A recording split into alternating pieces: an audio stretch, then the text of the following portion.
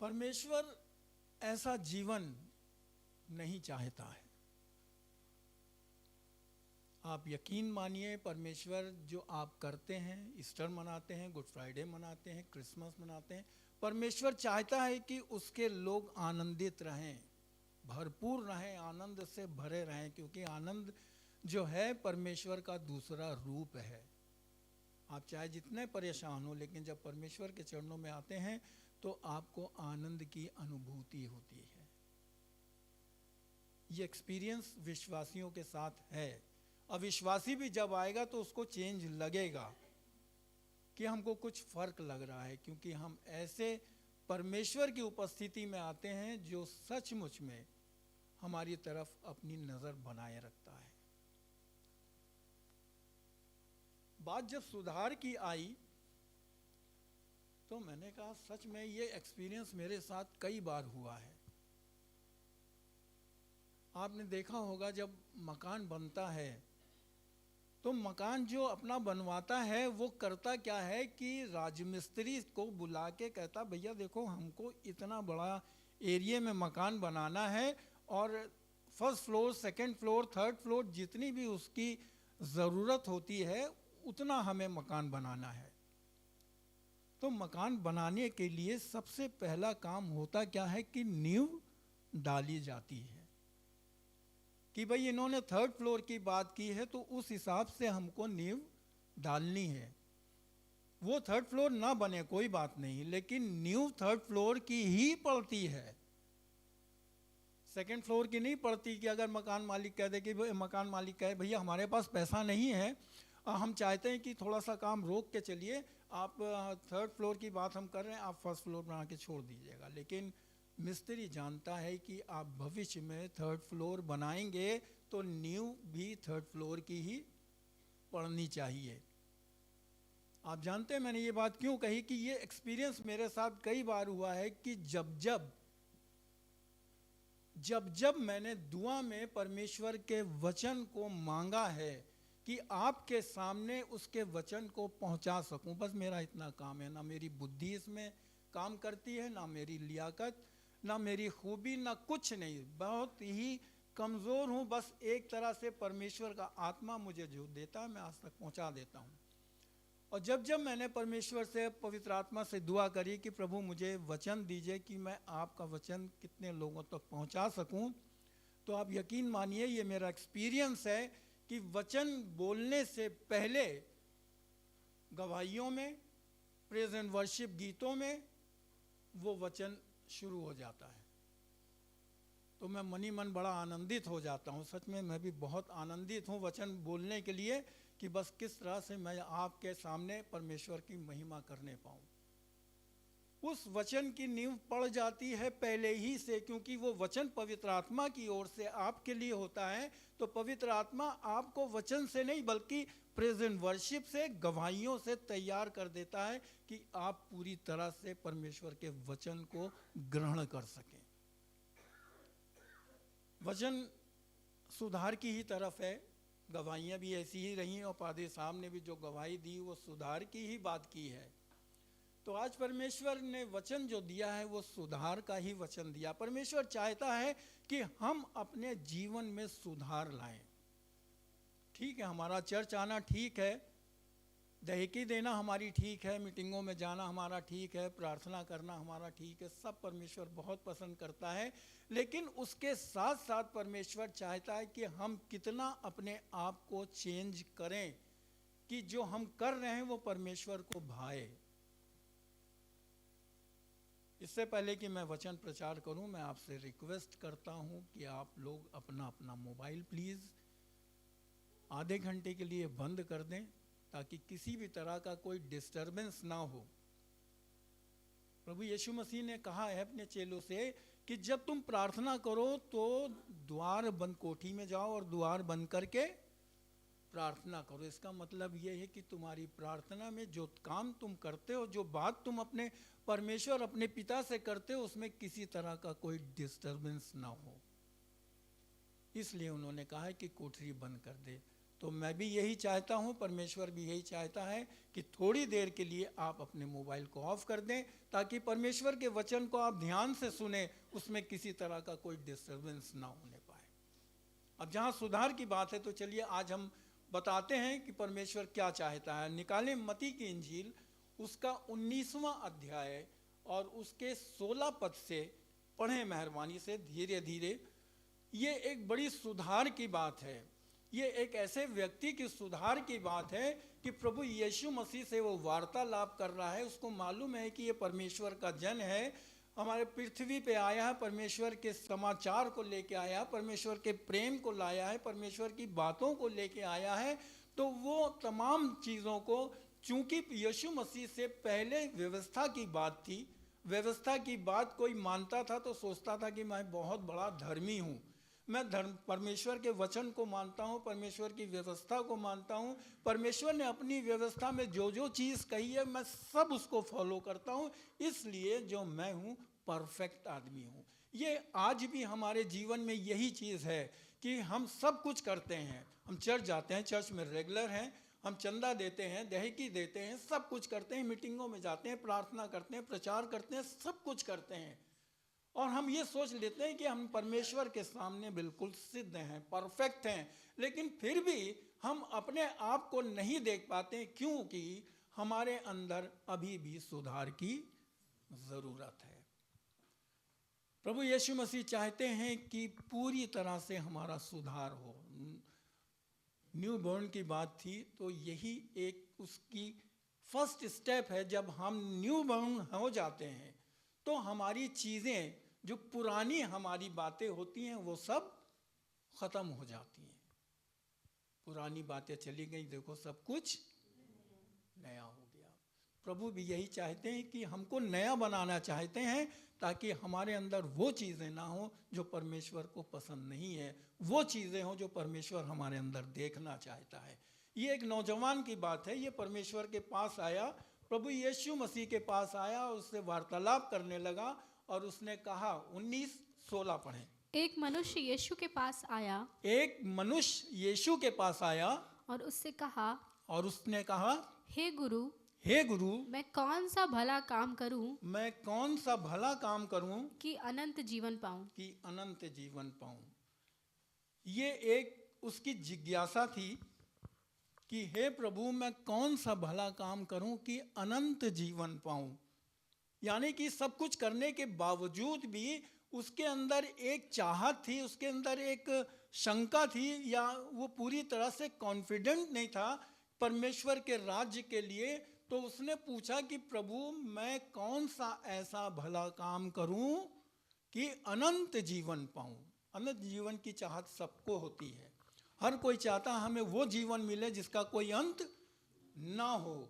लेकिन उस अंत ना होने वाले जीवन के लिए हमें अपने जीवन में उन चीज़ों का अंत करना पड़ेगा जो चीज़ें उस अनंत जीवन में जाने के लिए रोकती हैं।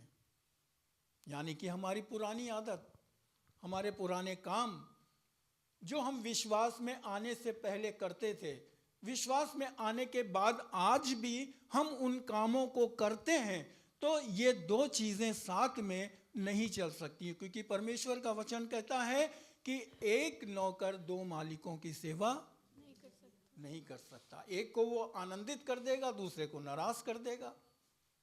तो ऐसे तो नहीं हो सकता। आपको अपने आप को पूरी तरह से उस मालिक के समर्पण करना है जिसकी आप सेवा कर रहे हैं। प्रभु, मैं क्या करूं कि अनंत जीवन पाऊं। ये अनंत जीवन वो चाहता था, सब कुछ करता था, लेकिन उसके अंदर एक शंका थी, एक असमंजस की स्थिति थी कि मैं अनंत जीवन क्या है, अनंत जीवन का अनुभव मुझे नहीं है, लेकिन अनंत जीवन के बारे में मैं सुनता ज़रूर हूँ। परमेश्वर का वचन, प्रभु का प्रचार अनंत जीवन को ही लेके होता है। बार बार उसने यीशु मसीह के मुंह से सुना होगा अनंत जीवन की बात, स्वर्ग के राज्य की बात, परमेश्वर के राज्य की बात, सब कुछ उसने सुना होगा। लेकिन उसने सोचा होगा कि ये बार बार इसी बात को कर रहा है, तो चलो आज मैं इससे पूछ ही लेता हूँ कि अनंत जीवन पाने के लिए मैं क्या करूँ। अभी मैं अपने आप में संतुष्ट नहीं हूँ, अपनी धार्मिकता में संतुष्ट नहीं हूँ, लेकिन मैं चाहता हूँ कि मैं संतुष्ट हूँ, मैं समझूँ। आज भी परमेश्वर यही चाहता है कि आप अपने मन को एकाग्र करें, आप अपने मन को पूरी तरह से कंसंट्रेट करें, ताकि परमेश्वर के वचन को अच्छी तरह से समझ सकें। जब अनंत जीवन की उसने बात कही तो प्रभु ने उससे क्या जवाब दिया? उसने उससे कहा, हाँ तू मुझसे भलाई के विषय में क्यों पूछता है? हाँ। भला तो एक ही है, पर यदि तू जीवन में प्रवेश करना चाहता है तो आज्ञाओं को माना कर। हाँ, उसने कहा कि तू मुझसे भलाई के विषय में क्यों पूछता? प्रभु मैं कौन सा भला काम करूं? भला काम वो जानता है, लेकिन भले काम को पहचानता नहीं, भले काम का उसको अनुभव नहीं है। वो कह रहा कि प्रभु मैं कौन सा भला काम करूं? उसको मालूम है कि मैं आज्ञा को पूरा करता हूं, मैं परमेश्वर के वचन को पढ़ता हूं, सब कुछ करता हूं, ये भी सब भला काम है, लेकिन फिर भी असमंजस की स्थिति है। मैं कौन सा भला काम करूं कि अनंत जीवन को पाऊं? प्रभु यीशु मसीह ने उसको जवाब दिया, तू मुझसे भलाई की बात करता है, भला तो केवल एक है, अर्थात परमेश्वर। क्यों भला है? निकालें नहूम की पुस्तक, उसका पहला अध्याय 7वें पद को पढ़ें। नहूम 1 और 7। यहोवा भला है, हाँ। संकट के दिन में वो दृढ़ गढ़ ठहरता है और अपने शरणागतों की सुधि रखता है। सुधि रखता है, यह है भलाई का काम। नहूम यह भविष्यवक्ता था, उसने इस चीज को महसूस किया कि परमेश्वर की भलाई को वो जानता है कि परमेश्वर की इच्छा क्या है, कि वो अपने लोगों की सुधि रखता है। भजन 107 में लिखा, परमेश्वर भला है, उसकी करुणा सदा की है, एक दो दिन की नहीं। यदि आप उसके साथ वफादारी के साथ चल रहे हैं, आप उसके साथ ईमानदारी से चल रहे हैं, आप उसकी आज्ञाओं का पालन कर रहे हैं, जैसा जीवन वो आपका चाहता है वैसा जीवन आप जी रहे हैं, तो आप यकीन मानिए कि उसकी करुणा सदा की है। जब तक पृथ्वी पे आप हैं, 70 साल, 80 साल, 90 साल, 100 साल, तब तक उसकी करुणा बनी है। फिर उसके बाद जब उसके पास आप जाएंगे तो उसके आनंद और उसकी करुणा को आप साक्षात देखने पाएंगे। परमेश्वर चाहता है कि हमारे विश्वासी, हमारे लोग हमसे जुड़े रहें, ताकि मैं स्वर्ग का दर्शन उनको इस पृथ्वी पे ही करा दूं, उनके घर में करा दूं, उनकी कलीसिया में करा दूं, उनके परिवार में करा दूं, ताकि उस चीज को महसूस करें कि परमेश्वर का आनंद है क्या। जिस चीज की बात यीशु मसीह करते हैं, स्वर्ग के राज की बात है। अगर आप परमेश्वर के साथ चलते रहेंगे, परमेश्वर के मुताबिक अपने जीवन को चलाएंगे, परमेश्वर की इच्छा को पूरा करेंगे, तो आप यकीन जानिए इसी पृथ्वी पर आपको स्वर्ग का आनंद मिलेगा। आपका घर स्वर्ग होगा, आपके घर में स्वर्ग सी आनंद होगा, स्वर्ग सी शांति होगी, स्वर्ग सी भरपूरी होगी। लेकिन उसके लिए हमें कुछ करना जरूरी है। वो भी यही चाहता था कि प्रभु मैं अनंत जीवन के लिए क्या करूं? प्रभु ने कहा कि तू भलाई की बात करता, भलाई तो परमेश्वर है केवल। आगे पढ़ो बेटा। उसने उससे कहा, कौन सी आज्ञाएं? यीशु ने कहा, ये कि हत्या ना करना, व्यभिचार ना करना, चोरी ना करना, झूठी गवाही ना देना, अपने पिता और अपनी माता का आदर करना और अपने पड़ोसी से अपने समान प्रेम रखना। आगे उस जवान ने उससे कहा, इन सब को तो मैंने माना है, अब मुझ में किस बात की घटी है? अब मुझ में किस बात की घटी है? यहाँ पे ऐसा लगता है कि जैसे ये अपनी धार्मिकता में इतना घुल मिल गया था, अपनी धार्मिकता में इतना क्या कहते हैं कि विश्वासी हो गया था, उसको इतना वो मालूम था कि हाँ जो मैं कर रहा हूँ ये सही कर रहा हूँ। यीशु मसीह ने कहा है कि तू चोरी ना करना, झूठी गवाही ना देना, माता पिता का आदर करना, ये सब वो कर रहा था। जब उसने सोचा कि प्रभु हमसे कह रहे हैं कि तू ये करना वो करना, ये तो मैं करता चला रहा हूँ, बचपन से करता चला रहा हूँ, मुझ में घटी किस बात की है? आज शायद हम इसी भूल भुलैया में पड़े हैं। सब कुछ हम करते हैं, बहुत अच्छी बात है, चर्च जाते हैं, चंदा देते हैं, सब कुछ करते हैं, प्रार्थनाएं करते हैं, जाते हैं, सब कुछ करते हैं, लेकिन फिर भी प्रभु चाहते हैं कि तुझ में एक घटी है। किस बात की घटी है ये हम नहीं जानते। हम अपने आप को बिल्कुल परफेक्ट समझते हैं कि हम परमेश्वर की आराधना में बिल्कुल परफेक्ट हैं। परमेश्वर को हमारे अंदर शायद अब कोई कमी नज़र नहीं आती। ऐसे लोगों से परमेश्वर बात करना चाहता है कि तुझ में एक बात की घटी है। किस बात की मुझे घटी है? ये गर्व की बात है। उसके अंदर एक थोड़ा सा गर्व उसका झलक रहा है। अपनी धार्मिकता को लेके वो बड़ा घमंड से भरा हुआ है। मुझ में कमी किस बात की है? प्रभु यीशु मसीह ने उसको बताया। आगे पढ़ो बेटा। यीशु ने उससे कहा, हाँ, यदि तू सिद्ध होना चाहता है तो जा, अपना माल बेचकर कंगालों को दे और तुझे। बहुत गड़बड़ बात कह दी है। तो यीशु मसीह ये आपने क्या कह दिया? आपकी सारी बातें मुझे बहुत अच्छी लग रही थी।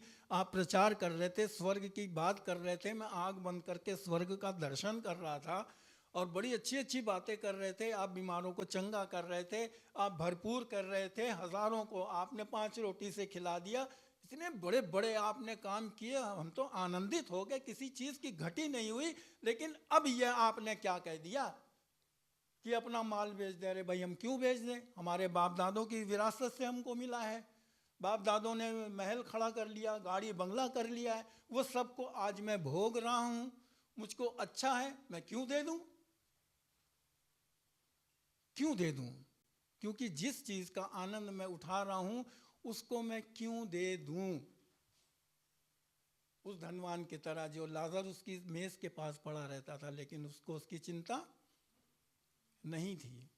बहुत आनंद किया उसने, और एक दिन उसका आनंद समाप्त हो गया, वो चला गया। और जब देखा कि उसका आनंद बस संसार तक ही सीमित था, अब वो जहाँ गया तो वहाँ आनंद नहीं है, कष्ट है, पीड़ा है, परेशानी है। लेकिन जिसको मैं देखता था कि वो मेरी मेज पे है, मैं चाहता तो देता, लेकिन मैंने उसको दिया नहीं, उसकी परवाह नहीं करी, तो आज वो अब्राहम की गोद में है। कितना बड़ा परिवर्तन! ये कैसे हो गया? क्योंकि संसार में रह के सब कुछ मैं भोग विलास कर रहा था, मेरे पास सब कुछ था, लेकिन मैंने तो सोचा था कि जाने के बाद भी मेरे पास सब कुछ होगा, लेकिन यहाँ तो बिल्कुल उल्टा हो गया मामला। आज मैं कहाँ पे हूँ? नर्क में पड़ा हूँ। और यह लाजर जिसकी मैं परवाह नहीं करता था, शायद मैं उसको नज़र उठा के देखता भी नहीं था, वो आज अब्राहम की गोद में है। एक लालच आई उसके अंदर, एक तड़प हुई उसके अंदर एक चाहत हुई कि जिस पीड़ा में मैं तड़प रहा हूँ, आज मैं उसकी तरफ नज़र उठा रहा हूँ कि वो मेरी मदद कर दे। प्रियो, हमारे जीवन में बहुत से ऐसे अवसर हमको मिलते हैं कि हम लोगों की मदद कर सकें। परमेश्वर की उस सिद्धता में थोड़े से अपने आप को शामिल करें ताकि परमेश्वर की महिमा होने पाए। और परमेश्वर चाहता भी यही है कि परमेश्वर ने जो हमें दिया, परमेश्वर किसी के धन से नाराज़ नहीं है। आपके पास धन है, अच्छी बात है, आपके पास अच्छी नौकरी है, ये सब परमेश्वर की आशीषें हैं। आपके पास सब कुछ है, लेकिन परमेश्वर चाहता है थोड़ी सी नज़र उठा के आप उसको भी देख लीजिए जिसके पास कुछ नहीं है। आज वो कंगाल है, शायद जो आप खा रहे हैं उसने कभी बरसों से ना खाया हो, आप जो पहन रहे हैं उसने बरसों से ना पहना हो, लेकिन परमेश्वर चाहता है कि थोड़ी नज़र उसकी तरफ भी कर लो, ताकि जब तुम यहाँ से कूच करके जाओ तो मेरी नज़र तुम पर होने पाए। हम क्रिसमस मनाने की बड़ी तैयारी में शुरू हो जाएंगे, कल से शायद हमारी तैयारियां शुरू हो जाएंगी, लेकिन क्रिसमस हमारा सार्थक तभी होगा जब हम अपनी खुशी के साथ, अपने खान पान के साथ, अपने पहनने ओढ़ने के साथ कम से कम किसी एक परिवार को कुछ अपने में से ज़रूर हिस्से में दीजिए, ताकि वो आपके आनंद में, आपके उस आनंद को महसूस कर सके जिस आनंद को आप अपनी भरपूरी में महसूस कर रहे हैं। उस आनंद को वो अपनी गरीबी में महसूस कर सके, वह उस आनंद को अपनी तंगहाली में महसूस कर सके। ये हमारा और आपका कर्तव्य है। परमेश्वर चाहता है कि आप उस आनंद का जिसका अनुभव चाहते हैं, अनंत जीवन का अनुभव चाहते हैं, तो अनंत जीवन के अनुभव के लिए इसी जीवन में आपको कोशिश करनी पड़ेगी। आप किसी एक परिवार के साथ मिलकर अपनी क्रिसमस को मनाएं, आप निश्चय जानिए आपका आनंद दुगना हो जाएगा। आपका ये सेलिब्रेशन परमेश्वर भी देखेगा, वो आनंदित होगा कि परमेश्वर ने जो आपको सिखाना चाहा है वो परमेश्वर चाहता है।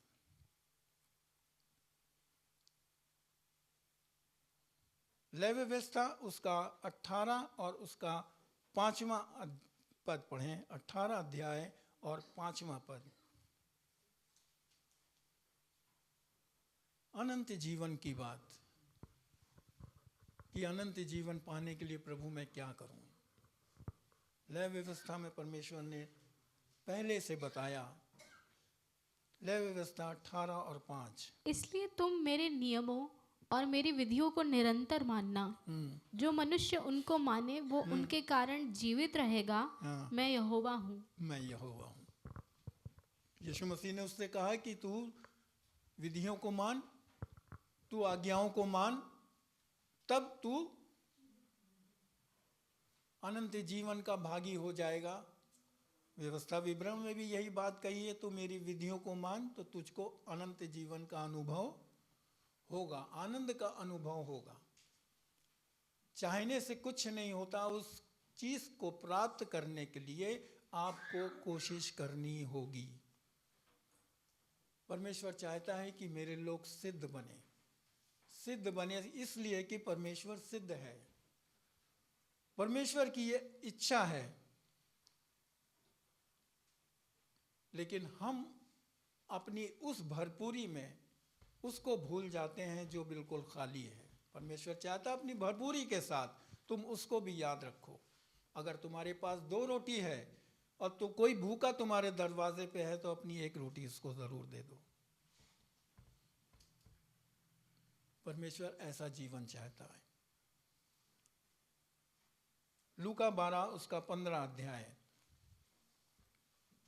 परमेश्वर चाहता है कि हमको हमारे इस भोग विलास के जीवन से अलर्ट करना चाहता है। वो चाहता है कि ठीक है हमारे पास ये है, लेकिन हम इसमें इतना ना घुल जाए कि दूसरों को भूल जाएं। क्योंकि हमारा मसीह जीवन ऐसा नहीं है कि हम अपने में ही जिए। यीशु मसीह अगर चाहता तो उसके पास बहुत बड़ा महल होता, वो चाहता तो उसके पास बहुत आलीशान चीज़ें होती, क्योंकि वो परमेश्वर स्वयं था, वो सब कुछ कर सकता था। लेकिन सब कुछ होते हुए भी वो कुछ नहीं था। अपने आप को इतना उसने गिरा दिया कि लोग वो उनके करीब आ सकें जिन्होंने उसको अभी तक नहीं पहचाना। अगर वो महलों में पैदा होता तो राजा महाराजा ही आ पाते, गरड़िए ना आ पाते जिनके कपड़ों में बांस आ रही होगी, जो जानवरों के साथ अपने समय को बिताते होंगे, अपनी रात को बिताते होंगे, दिन को बिताते होंगे। वो साफ सुथरे नहीं थे, वो दौलतमंद नहीं थे, कुछ नहीं थे, लेकिन फरिश्ता उनके पास गया और उसने कहा कि जाओ, तुम्हारे लिए एक उद्धारकर्ता जन्मा है। महल में शायद होता वो ना जाते हैं, बड़ी बड़ी कालीनें होती हैं, बड़े बड़े दरबान होते हैं, दूर से ही देख के उनकी हिम्मत ना पड़ती। अगर कोशिश करके आते भी तो दरबान उनको भगा देते, चले जाओ यहाँ से, ये राजा का महल है, ना जा पाते। लेकिन प्रभु ने कहा नहीं, मैं उनके लिए जा रहा हूँ जिनको लोगों ने तिरस्कार कर दिया है, जिनको लोग जानते नहीं, जिनको लोग आंख उठा के देखना पसंद नहीं करते, मैं उनके लिए आया हूँ। यही जीवन प्रभु चाहते हैं। जैसा जीवन मैंने जिया है, जैसा जीवन मैंने दर्शाया है संसार में आके, वैसे ही तुम बनो, तभी तुम सिद्ध हो पाओगे। यदि तू सिद्ध होना चाहता है तो जा अपना माल कंगालों को बांट दे, स्वर्ग में तुझे धन मिलेगा। उस धन को कमाने के लिए हमें इस धन की लालच से अलग रहना है। अब इसका मतलब ये नहीं कि आपके पास रुपया है, पैसा है, घर है, द्वार है, आप सब छोड़ दें। नहीं, परमेश्वर ने आपको दिया, वो नहीं चाहता कि आप छोड़ें, लेकिन परमेश्वर चाहता है कि अपने उस आनंद में दूसरे को भी शामिल करें जो उस आनंद से महरूम है। यही हमारा और आपका जीवन है। परमेश्वर चाहता है तभी तुम सिद्ध बनने पाओगे, क्योंकि परमेश्वर तुम्हारा सिद्ध है। पद 32 पढ़ें, इसी लूका 12 का पद 32 पढ़ें। हे छोटे झुंड, मत डर, क्योंकि तुम्हारे पिता को ये भाया है कि तुम्हें राज्य दे। पद 32, लूका 12 का 32वां पद वही है। अच्छा, तो शायद कुछ गड़बड़ होगा, लेकिन अपनी संपत्ति बेचकर दान कर दो और अपने लिए ऐसे बटुए बनाओ जो पुराने नहीं होते, अर्थात स्वर्ग पर ऐसा धन इकट्ठा करो जो घटता नहीं और जिसके निकट चोर नहीं जाता और कीड़ा नहीं बिगाड़ता। इस धन की और उस धन का कंपैरिजन किया है यीशु मसीह ने। कहा है कि तुम संसार में तो धनवान हो, ठीक है, वो तुम्हारा धनवान तुमसे छीना नहीं जाएगा, लेकिन जब तुम किसी की मदद करोगे, किसी के साथ होगे, किसी की पीड़ा को समझोगे, तो तुम्हारा ये धन जिसमें तुम आनंद कर रहे हो, इससे बढ़कर मैं तुम्हें वो धन दूंगा जहां चोर नहीं चुरा सकता। पृथ्वी का धन तो चोर चुरा सकता है, कीड़े लग सकते हैं, सब कुछ लग सकता है, लेकिन परमेश्वर कह रहा है, प्रभु कह रहे हैं कि तुमको वो मैं धन दूंगा जहां कीड़ा नहीं लगता, चोर सेंध नहीं लगाता, ऐसा धन तुम्हें मिलेगा। ऐसे धन का लोभ जो संसार में है, तुमको अपने में लुभाए है, उससे तुम अलग रहो। परमेश्वर के काम को पहला दर्जा दो। यीशु मसीह ने कहा कि यदि तुम मेरी खातिर अपने परिवार को, माता पिता को, बच्चों को, बाल बच्चों को नहीं छोड़ोगे तो मेरे साथ तुम्हारा कोई संबंध नहीं है। तो परमेश्वर ही नहीं चाहता कि प्रभु यीशु मसीह के साथ चलने के लिए हम अपनी पत्नी को तलाक दे दें, अपने बच्चों को घर से बाहर निकाल दें, अपने रिश्तों को ख़त्म कर दें। नहीं, कभी नहीं चाहता। जिसने रिश्ता जोड़ा है वो रिश्ता तोड़ना नहीं चाहता। जिसने आपको जोड़ा है वो आपको तोड़ना नहीं चाहता। वो ये चाहता है कि उस रिश्ते से ज़्यादा तुम मेरे साथ रिश्ता बना के रखो, ताकि एक ही टाइम में जब दोनों रिश्ते तुम्हें आ जाएं तो प्रायोरिटी तुम मुझे को दो, मुझको प्रायोरिटी दो। पहला काम मेरा है, पहला आनंद मेरा है, पहला मैं चाहता हूँ, ये परमेश्वर चाहता है। तब परमेश्वर हमारी धार्मिकता को पसंद करता है। हमारा प्रभु ऐसा नहीं है कि उसने आपको अगर धनवान बनाया, धन दिया, सब कुछ दिया है, अच्छा ओहदा दिया है, अच्छी सोसाइटी में आप रहते हो, सब कुछ है, वो आपसे छीन ले। नहीं, कभी नहीं, कभी नहीं छीनना चाहता। लेकिन वो चाहता ये है कि आप अपने आनंद में किसी और को भी भागी बनाएं जो शायद उस आनंद से महरूम है। हमारा क्रिसमस भी यही मैसेज है कि प्रभु ने अपने आप को इतना गिरा दिया कि संसार के गिरे से गिरे लोगों को भी वो अपने करीब आ सके, वो आने दे। परमेश्वर ने उससे कहा, यदि तू सिद्ध होना चाहता है तो अपना माल बेच दे और बेच के मेरे पीछे हो ले। वो जो कंगाल हैं, प्रेरितों के काम उसका 2 अध्याय और उसके 44वें पद को पढ़ें। यहाँ वही काम हो रहा है जो प्रभु यीशु मसीह चाहते हैं। और सब विश्वास करने वाले इकट्ठे रहते थे और उनकी सब वस्तुएं साझे में थीं। वे अपनी अपनी संपत्ति और सामान बेच बेच कर जैसी जिसकी आवश्यकता होती थी बांट दिया करते थे।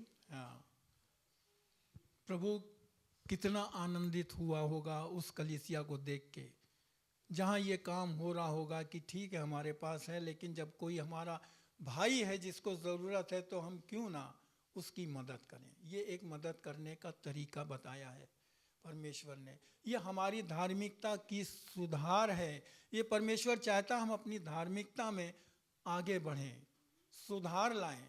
जो जीवन हम जी रहे हैं, खुद के लिए जी रहे हैं, वो खुद के लिए भी जिएं, लेकिन उसके लिए भी जिएं जो उस जीवन का भागीदार है।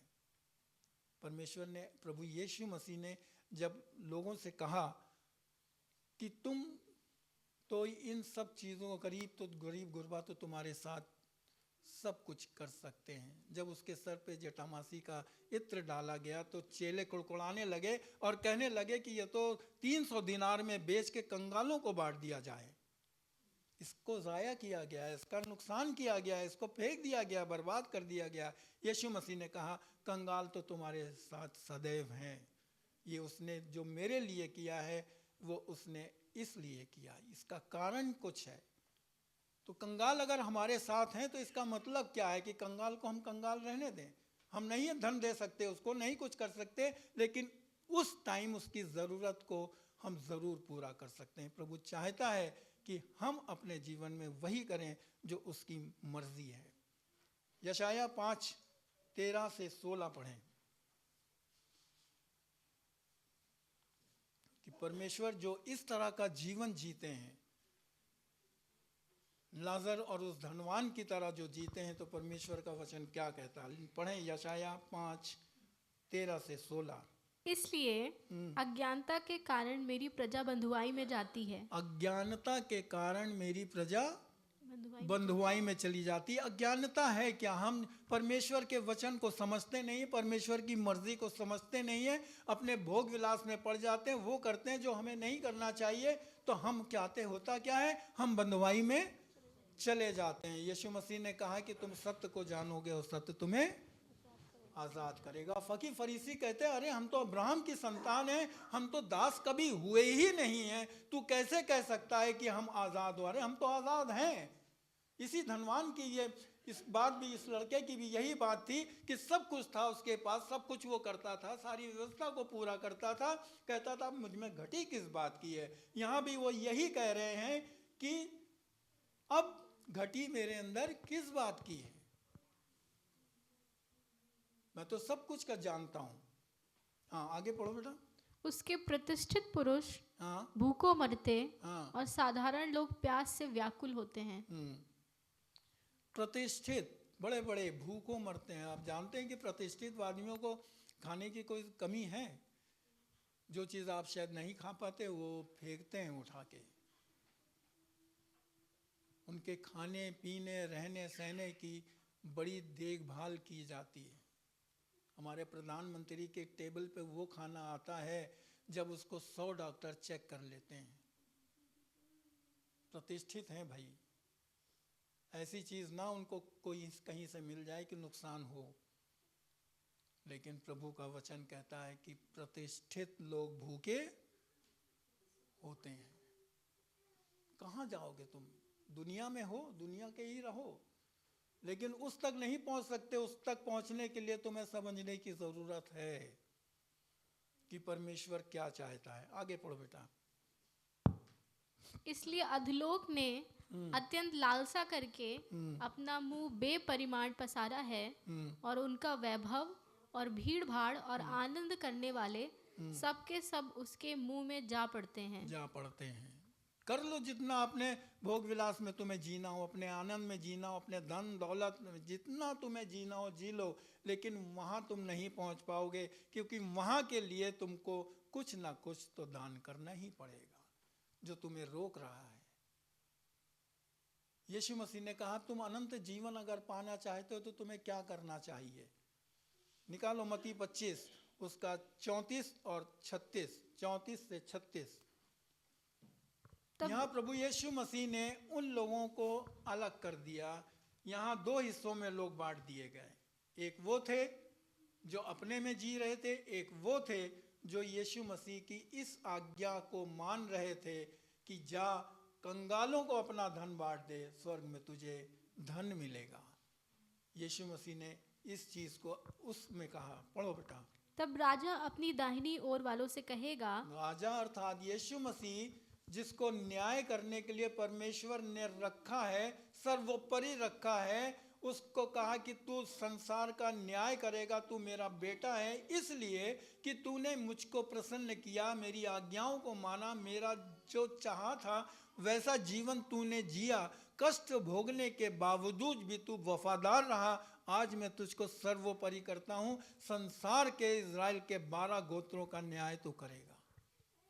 उसको न्याय आसन दे दिया संसार का न्याय करने के लिए। यीशु मसीह ने जब न्याय किया तो उनसे कहा जो उसकी दाहिनी तरफ थे।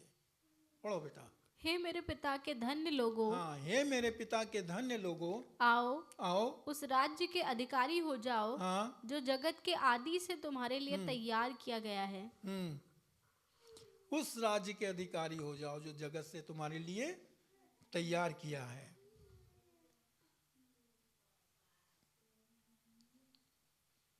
फिर यीशु मसीह ने उनसे तमाम वो बातें बताई कि मैं भूखा था, तुमने मुझे खाने को दिया, मैं प्यासा था, तुमने मुझे पानी पिलाया, मैं बंदी गृह में था, तुम मुझे देखने आए, मैं नंगा था, तुमने मुझे कपड़े पहनाए। ये है हमारे अनंत जीवन में जाने का मार्ग। अगर हम सिद्ध होना चाहते हैं तो हमें इस काम को करना है। छोटे से छोटे लोगों के साथ जो तुमने किया वो मेरे साथ किया। प्रभु यही चाहते हैं कि आज जब हम अपने आनंद में हैं, जब हम अपने आनंद में चल रहे हैं, परमेश्वर ने हमको सब कुछ दिया है, तो हम उनकी तरफ भी नजर करें जिनके पास कुछ नहीं है। आप ऐसा करके देखिए, 2025 का आप क्रिसमस इस तरह से अगर प्रैक्टिकल करके देखेंगे तो आप 2026 के क्रिसमस में कुछ और भी अनुभव करेंगे, कुछ अद्भुत देखेंगे अपने परिवार में, क्योंकि वो परमेश्वर की प्रसन्नता का क्रिसमस होगा। परमेश्वर की प्रसन्नता का क्रिसमस होगा। इसलिए भजन 21 और 1 से 7 पढ़ो। भजन 21, 7, इसके बाद हम इसको समाप्त करेंगे।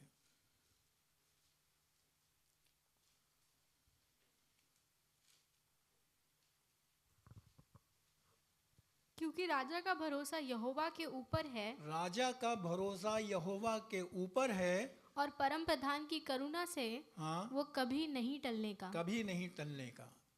ये वो राजा है जिसको परमेश्वर ने, परम प्रधान ने उसके ऊपर अपनी करुणा की है, कभी टलने का नहीं। इस राजा के राज्य का कभी अंत नहीं होगा। इस राजा के राज्य का कभी अंत नहीं होगा। और इसके राज्य में आपको जो मिलेगा वही संसार से कहीं ज्यादा बढ़ के, वो संसार में नहीं, उसके राज्य में आनंद है, उसके राज्य में भरपूरी है, उसके राज्य में प्रसन्नता है, उसके राज्य में कोई बीमारी नहीं है, कोई चोर चुक्का नहीं है, लड़ाई झगड़ा नफरत ईर्ष्या, ये कुछ उसके राज्य में नहीं है। ये सब उसके राज्य से अलग हैं। आपको जिस राज्य का निमंत्रण है वो राज्य में आपको वो सब कुछ मिलेगा जिसकी आप कल्पना करते हैं। तभी तो यीशु मसीह ने उससे कहा कि तू मुझसे भलाई की बात क्यों करता, भला तो केवल एक है कि परमेश्वर भला है, वो अपने लोगों की सुधि रखता है। ईश्वर चाहता है कि आप उसकी भलाई को महसूस करें, ताकि उसकी भलाई आपके जीवन में हो, तब आपकी भलाई दूसरों के जीवन में होगी। और इससे आपको प्रशंसा तो मिलेगी, लेकिन उसको प्रशंसा ज़्यादा मिलेगी जिसने आपको रखा ही इसीलिए है कि आप दूसरों की मदद में अपने आप को बढ़ा सकें। परमेश्वर अपने वचन पर आशीष दे।